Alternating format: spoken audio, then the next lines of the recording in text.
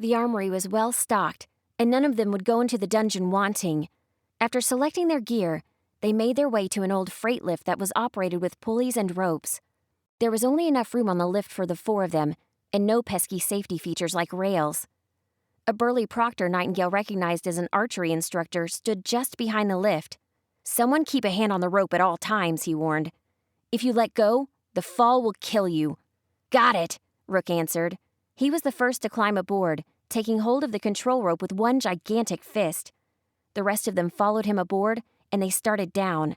"This is gonna be awesome!" Nightingale looked down at the firefly lights of the glowstones illuminating the carved stone patterns of the dungeon below.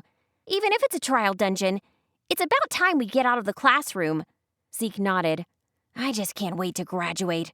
We're so close to becoming real citizens. No more lectures, no more exams." Remy shuffled near the edge of the lift, her wings twitching a little in the slight breeze. "Yeah," she said, her voice barely a squeak in the dark. Shayless was waiting at the bottom of the lift, in a cavernous room cut from rough stone. Several passages opened away in all directions. Down some of the tunnels, lights were trailing away, and voices were echoing as groups set out on their separate paths. "You ready, little sis?" Shayless gestured down a dark hallway. "That one's yours." "I'm ready." Nightingale drew her weapon and raised it enthusiastically. "Nothing down there stands a chance." "I'm sure it doesn't." Shayless smiled and reached out, wrapping one arm around Nightingale in a quick hug. Shayless turned, meeting each of their eyes slowly. "Take care of each other. Your team shares one grade, so your citizenship depends on it." With a nod, she tugged on the rope, and at once the rickety elevator started to rise. "Good luck." Zeke waved at her as she disappeared. He turned and headed towards the indicated pathway. His expression wilted as he got his first look at what waited for them. Damp stone, thick cobwebs, and the smell of decay.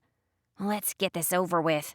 They left the first room behind, the sound of squeaking metal pulleys fading into the distance.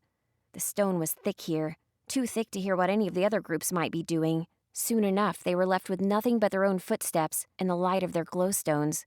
They didn't have far to go before they reached the first of the bellicose cubes. It was a small relic, only about a foot across, and set into the stone wall of the cavern. Intricate carvings of Kruer magic pulsed with red lights as they neared the basin at the front. "I always hate using these things, though I guess they've kept me safe in a couple of sparring matches." Remy frowned down at the cube as she approached it. "It's better than getting killed," Rook stated.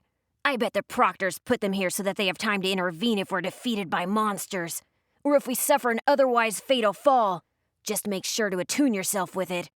Without putting in your blood, it won't protect you." "Attuned or not, fighting will still hurt," Zeke added. "I broke an arm while learning to use a sword. Guy cheap-shotted me." Rook nodded in agreement. "Zeke's right. I've broken other students' arms while learning to use a sword." He smiled at Zeke and then got serious. "Seriously, though, the cube will let us survive very serious wounds, but it doesn't make us invulnerable. Don't be an idiot." Nightingale winced as she cut her hand along the blade of her weapon, just deep enough that a few drops of blood welled up in her palm.